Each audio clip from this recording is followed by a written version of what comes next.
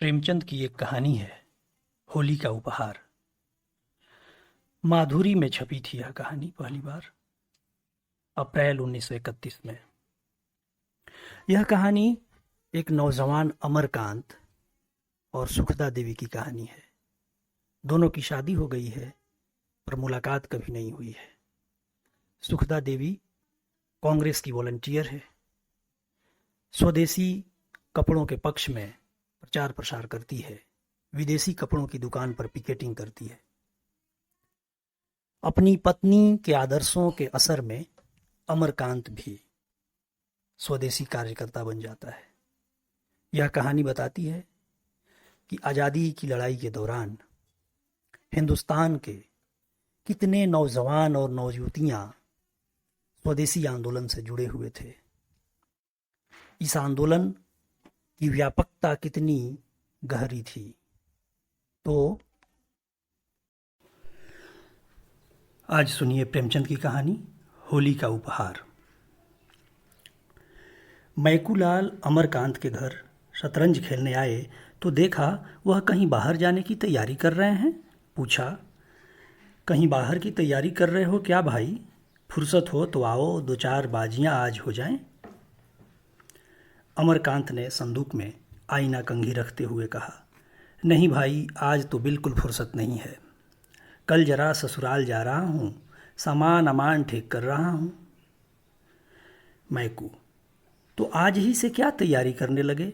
4 कदम तो है, शायद पहली बार जा रहे हो। अमर, हाँ यार, अभी एक बार भी नहीं गया। मेरी इच्छा तो अभी जाने को न थी, पर ससुर जी आग्रह कर रहे हैं। मैकू, तो कल शाम को उठना और चल देना, आध घंटे में तो पहुंच जाओगे। अमर, मेरे हृदय में तो अभी से जाने कैसी धड़कन हो रही है। अभी तक तो कल्पना में पत्नी मिलन का आनंद लेता था, अब वह कल्पना प्रत्यक्ष हुई जाती है। कल्पना सुंदर होती है, प्रत्यक्ष क्या होगा कौन जाने। मैकू, तो कोई सौगात ले ली है? खाली हाथ न जाना, नहीं मुंह ही सीधा न होगा। अमरकांत ने कोई सौगात न लिया था, इस कला में अभी अभ्यस्त न हुए थे। मैकू बोला, तो अब ले लो, भले आदमी, पहली बार जा रहे हो, भला वह दिल में क्या कहेंगी। अमर, तो क्या चीज़ ले आऊं? मुझे तो इसका ख्याल ही नहीं आया। कोई ऐसी चीज़ बताओ जो कम खर्च और बाला नशीन हो, क्योंकि घर भी रुपए भेजने हैं, दादा ने रुपए मांगे हैं। मैकू माँ बाप से अलग रहता था, व्यंग करके बोला, जब दादा ने रुपए मांगे हैं तो भला कैसे टाल सकते हो? दादा का रुपया मांगना कोई मामूली बात तो है नहीं। अमरकांत ने व्यंग न समझ कर कहा, हाँ, इसी वजह से तो मैंने होली के लिए कपड़े भी नहीं बनवाए। मगर जब कोई सौगात ले जाना भी जरूरी है तो कुछ न कुछ लेना ही पड़ेगा। हल्के दामों की कोई चीज़ बतलाओ। दोनों मित्रों में विचार विनिमय होने लगा। विषय बड़े ही महत्व का था। उसी आधार पर भावी दाम्पत्य जीवन का सुखमय या इसके प्रतिकूल हो सकता था। पहले दिन बिल्ली को मारना अगर जीवन पर अस्थायी प्रभाव डाल सकता है तो पहला उपहार क्या कम महत्व का विषय है? देर तक बहस होती रही, पर कोई निश्चय न हो सका। उसी वक्त एक पारसी महिला एक नए फैशन की साड़ी पहने हुए मोटर पर निकल गई। मैकूलाल ने कहा, अगर ऐसी एक साड़ी ले लो तो वह जरूर खुश हो जाएं। कितना सूफियाना रंग है और वजह कितनी निराली, मेरी आंखों में तो जैसे बस गई। हाशिम की दुकान से ले लो, 25 रुपए में आ जाएगी। अमरकांत भी उस साड़ी पर मुग्ध हो रहा था। वधू यह साड़ी देखकर कितनी प्रसन्न होगी और उसके गोरे रंग पर यह कितनी खिलेगी, वह इसी कल्पना में मगन था। बोला, हाँ यार, पसंद तो मुझे भी है, लेकिन हाशिम की दुकान पर तो पिकेटिंग हो रही है। तो होने दो, खरीदने वाले खरीदते ही हैं। अपनी इच्छा है, जो चीज़ चाहते हैं खरीदते हैं, किसी के बाबा का साझा है। अमरकांत ने क्षमा प्रार्थना के भाव से कहा, यह तो सत्य है, लेकिन मेरे लिए स्वयंसेवकों के बीच से दुकान में जाना संभव नहीं। फिर तमाशाइयों की हरदम भीड़ भी तो लगी रहती है। मैकू ने मानो उसकी कायरता पर दया करके कहा, तो पीछे के द्वार से चले जाना, वहाँ पिकेटिंग नहीं होती। किसी देसी दुकान पर न मिल पाएगी? हाशिम की दुकान के सिवा और कहीं न मिलेगी। संध्या हो गई थी। अमीनाबाद में आकर्षण का उदय हो रहा था। सूर्य की प्रतिभा विद्युत प्रकाश के बुलबुलों में अपनी स्मृति छोड़ गई थी।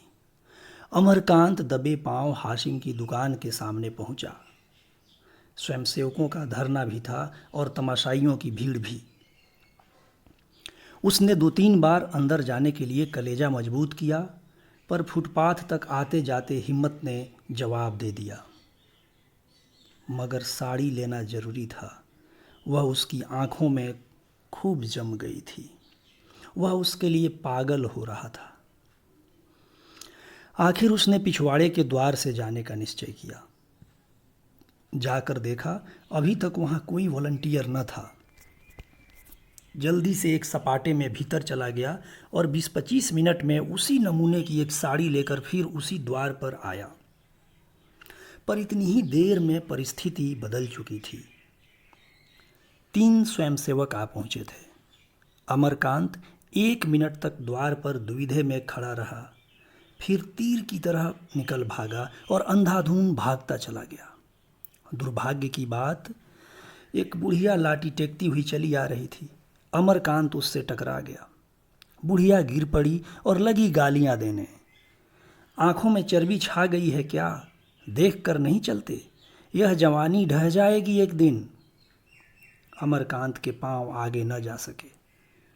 बुढ़िया को उठाया और उससे क्षमा मांग रहे थे कि तीनों स्वयंसेवकों ने पीछे से आकर उन्हें घेर लिया। एक स्वयंसेवक ने साड़ी के पैकेट पर हाथ रखते हुए कहा, बिलाती साड़ी कपड़ा लेकर आए हो? बिलाती कपड़ा ले जाए का हुक्म नहीं ना? बुलाइत है तो सुनत नहीं हो? दूसरा बोला, आप तो ऐसे भागे जैसे कोई चोर भाग रहा हो। तीसरा, हजारन मनई पकड़ पकड़ी के जेल में भरा जाता है। देश में आग लगी है और इनका मन बिलायती माल से नहीं भरा। अमरकांत ने पैकेट को दोनों हाथों से मजबूत करके कहा, तुम लोग मुझे जाने दोगे या नहीं? पहले स्वयंसेवक ने पैकेट पर हाथ बढ़ाते हुए कहा, जाए कसनदेई, बिलाती कपड़ा लेके तुम यहाँ से कबो नहीं जाए सकत हो। अमरकांत ने पैकेट को एक झटके से छुड़ाकर कहा, तुम मुझे हरगिज नहीं रोक सकते। उन्होंने कदम आगे बढ़ाया, मगर 2 स्वयंसेवक तुरंत उसके सामने लेट गए। अब बेचारे बड़ी मुश्किल में फंसे। जिस विपत्ति से बचना चाहते थे वह जबरदस्ती गले पड़ गई। 1 मिनट में 20 आदमी जमा हो गए। चारों तरफ से उन पर टिप्पणियां होने लगी। कोई जेंटिलमैन मालूम होते हैं। यह लोग अपने को शिक्षित कहते हैं। छी, इस दुकान पर से रोज 10-5 आदमी गिरफ्तार होती हैं, पर आपको इसकी क्या परवाह? कपड़ा छीन लो और कह दो जाकर पुलिस में रपट करें। बेचारे बेड़ियां सी पहने खड़े थे, कैसे गला छूटे इसका कोई उपाय न सोचता था। मैं कुलाल पर क्रोध आ रहा था कि उसी ने यह रोग उनके सिर मढ़ा। उन्हें तो किसी सौगात की फिक्र ही न थी। आए वहां से कि कोई सौगात ले लो। कुछ देर तक लोग टिप्पणियां करते रहे, फिर छीना झपट शुरू हुई। किसी ने सिर की टोपी उड़ा दी। उसकी तरफ लपके तो एक ने साड़ी का पैकेट हाथ से छीन लिया, फिर वह हाथों हाथ गायब हो गई। अमरकांत ने बिगड़ कर कहा, मैं पुलिस में रिपोर्ट करता हूँ। एक आदमी ने कहा, हाँ हाँ जरूर जाओ, और हम सभी को फांसी चढ़वा दो। सहसा एक युवती खद्दर की साड़ी पहने एक थैला लिए आ निकली। यहाँ यह हुड़दंग देखकर बोली, क्या मामला है? तुम लोग क्यों इस भले आदमी को दिख कर रहे हो? अमरकांत की जान में जान आई। उसके पास जाकर फरियाद करने लगे, ये लोग मेरे कपड़े छीनकर भाग रहे हैं और उन्हें गायब कर दिया है। मैं इसे डाका कहता हूँ, यह चोरी है। इसे मैं न तो सत्याग्रह कहता हूँ न देश प्रेम। युवती ने दिलासा दिलाया, घबराइए नहीं, आपके कपड़े मिल जाएंगे। होंगे तो इन्हीं लोगों के पास। कैसे कपड़े थे? एक स्वयंसेवक बोला, बहन जी, इन्होंने हाशिम की दुकान से कपड़े लिए हैं। युवती, किसी की दुकान से लिए हों, तुम्हें उनके हाथ से कपड़ा छीनने का कोई अधिकार नहीं है। आपके कपड़े वापस ला दो। किसके पास हैं? एक क्षण में अमरकांत की साड़ी जैसे हाथों हाथ गई थी, वैसे ही हाथों हाथ वापस आ गई। जरा देर में भीड़ भी गायब हो गई। स्वयंसेवक भी चले गए। अमरकांत ने युवती को धन्यवाद देते हुए कहा, आप इस समय न आई होती तो इन लोगों ने धोती तो गायब ही कर दी थी, शायद मेरी खबर भी लेते। युवती ने सरल भावना के भाव से कहा, जन संपत्ति का लिहाज सभी को करना पड़ता है, मगर आपने इस दुकान से कपड़े लिए ही क्यों, जब आप देख रहे हैं कि वहाँ हमारे ऊपर कितना अत्याचार हो रहा है, फिर भी आप न माने। जो लोग समझकर भी नहीं समझते, उन्हें कैसे समझाएं।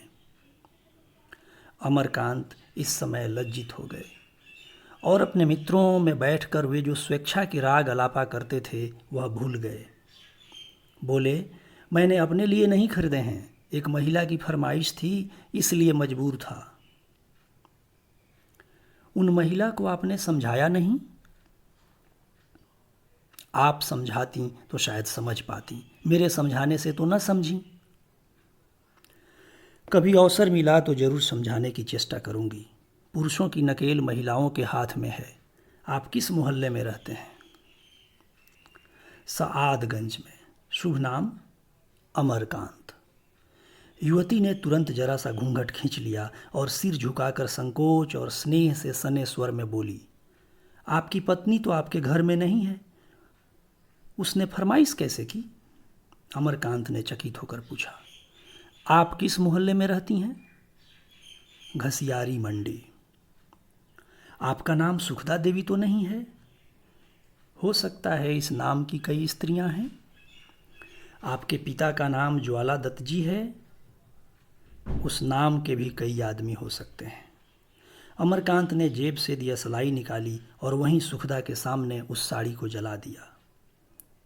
सुखदा ने कहा, आप कल आएंगे? अमरकांत ने अवरुद्ध कंठ से कहा, नहीं सुखदा, जब तक इसका प्रायश्चित न कर लूँगा न आऊँगा। सुखदा कुछ और कहने जा रही थी कि अमरकांत तेजी से कदम बढ़ाकर दूसरी तरफ चले गए। आज होली है, मगर आज़ादी के मतवालों के लिए न होली है न बसंत। हाशिम की दुकान पर आज भी पिकेटिंग हो रही है और तमाशाई आज भी जमा हैं। आज के स्वयंसेवकों में अमरकांत भी खड़े पिकेटिंग कर रहे हैं। उनकी देह पर खद्दर का कुर्ता है और खद्दर की धोती, हाथ में तिरंगा झंडा लिए हैं। एक स्वयंसेवक ने कहा, पानीदारों को यूँ बात लगती है, कल तुम क्या थे, आज क्या हो? सुखदा देवी न आ जाती तो बड़ी मुश्किल होती। अमर ने कहा, मैं उनके लिए तुम लोगों को धन्यवाद देता हूँ, नहीं आज मैं यहाँ न होता। आज तुम्हें न आना चाहिए था। सुखदा बहन तो कहती थीं, मैं आज उन्हें न जाने दूंगी। कल के अपमान के बाद अब मैं उन्हें मुंह दिखाने योग्य नहीं हूँ। जब वह रमणी होकर इतना कर सकती हैं तो हम तो हर तरह के कष्ट उठाने के लिए बने ही हैं, खासकर जब बाल बच्चों का भार सिर पर नहीं है। उसी वक्त पुलिस की लारी आई। एक सब इंस्पेक्टर उतरा और स्वयंसेवकों के पास आकर बोला, मैं तुम लोगों को गिरफ्तार करता हूँ। वंदे मातरम की ध्वनि हुई। तमाशाइयों में कुछ हलचल हुई। लोग दो दो कदम और आगे बढ़ गए। स्वयंसेवकों ने दर्शकों को प्रणाम किया और मुस्कराते हुए लारी में जा बैठे। अमरकांत सबसे आगे थे। लारी चलना ही चाहती थी कि सुखदा किसी तरफ से दौड़ी हुई आ गईं। उसके हाथ में फूलों की माला थी। लारी का द्वार खुला था। उसने ऊपर चढ़कर वह माला अमरकांत के गले में डाल दी। आँखों से स्नेह और गर्व की दो बूंदें टपक पड़ीं। लारी चली गई। यही होली थी, यही होली का आनंद मिलन था। उसी वक्त सुखदा दुकान पर खड़ी होकर बोली, विलायती कपड़े खरीदना और पहनना देशद्रोह है। शुक्रिया। कहानी पाठ राजीव रंजन गिरी।